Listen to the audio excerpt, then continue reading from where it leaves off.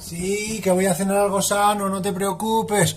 Hostia, hola, ¿tú quién eres? Nada, yo soy el dueño de la parte sana de la nevera.